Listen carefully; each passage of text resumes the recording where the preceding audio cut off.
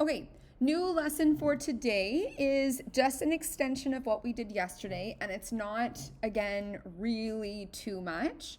So this is the subtitle. It's choosing an appropriate scale for a graph. And I've seen questions in the past pop up. I know we're not doing the PAT, but still, this is like a very valid thing that we're gonna have to know.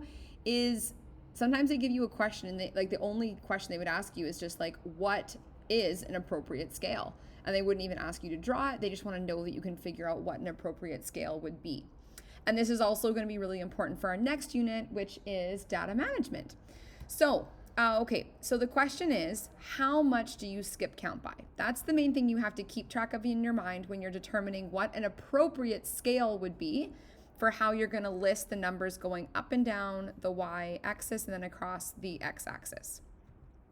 So, sometimes you use values other than 1 for the axes, and it's a good idea to keep, for this unit anyway, to keep the values the same across the skip counting scale, the same across the vertical and the horizontal axis.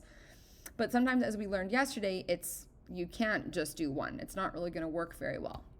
So the tip is that you need to scan all of the values and then decide. And I usually would even go like right up to probably like the top value. Okay, so here's an example. Okay, so in this case, 30, 40, 20, 4, 20, or 12, 10. Okay, so if you drew this in like, I don't know, like kind of like a quarter of your page type thing, we're not going to take up all 40 lines to do this. That would not actually be an accurate thing to do. So what would be a reasonable, appropriate scale to choose? Okay, if we were in class, we'd go with partners and we kind of talk about this. Do we think it would be skip counting by 1? No. Skip counting by 2? Still going to take you a while, right? It's going to take you 20 lines to reach 40. Maybe skip counting by 5s. That could work, okay? You also could say by 10s, but 10s might be a little tiny bit squished. But yeah, a 10 I'd say probably wouldn't be the worst, but 5 I think would be the best answer. Now, the thing is also for this one, you're going to notice that these are not all multiples of 5, but that's fine. Not all of the values will be perfect multiples of whatever you're going to skip count by. So for this one, if you had 4, then when you're plotting this, it wouldn't go, I'm just going to show an example here. It wouldn't go like, say that I'm plotting like 4.5, right? It's not necessarily going to fall exactly on the axes. You might have to draw it somewhere on the line, like in between. Okay, so that's something to kind of keep in mind. Okay, so there we go. Skip counting by 5s. If we were to do, okay, so, right, these are the most common scales over here.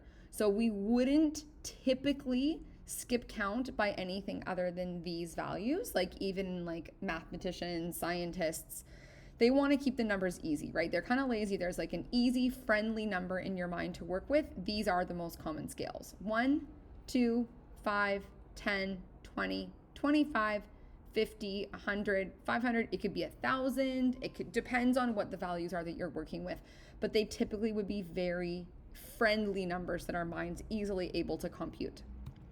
Okay, so here's another example I want to show you guys of grids. So this is our world, right? It's on also an axis. We have the vertical axis, which would be the international date line, which is this. And then we have the equator, which is the horizontal axis. And the same thing. So if we're at like 0, 0, which is right here in the middle of the Atlantic Ocean, that would be 0.00.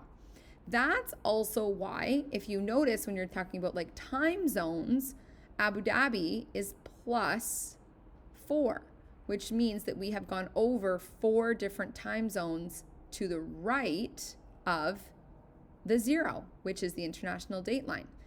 And then if you go to the left, then that would be negative, which is kind of cool. We don't really talk about like for date time zone, we don't really talk about like up and down. We just talk about left and right.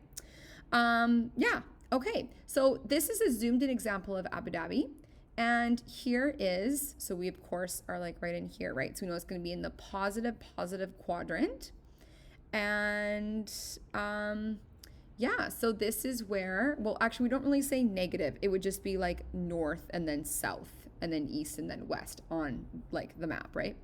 So here's Abu Dhabi right here. So it would be approximately 54 and then 24, right? Does that number ring a bell to you? 5424? If it does, I want you to make a comment in the section of this video. It might be ringing the bell of some people.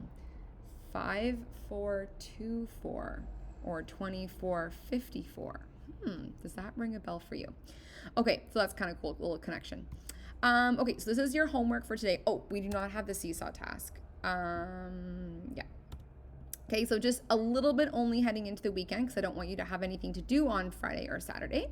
So this should not take you too long to do. It's questions 7 through 10 on pages 27, 28, which is essentially a continuation of what we did yesterday. So here's number 7. So here you have to determine the scale. Okay, so you should be using the friendly numbers, not something wacky or weird. And then, 8, 9, and 10. Okay, so these are all kind of word problems. You need to get your reading in there to make sure that you're understanding what the questions are asking. That's also an important part of being able to do math, is figuring out what the questions are asking. Okay, we will go over this on Sunday. And yeah, that's it for today's lesson. It was nice and quick. Oh yeah, double check if you have any edits to make on Seesaw from the task from yesterday, because Miss Jenna Lee and I are commenting on those.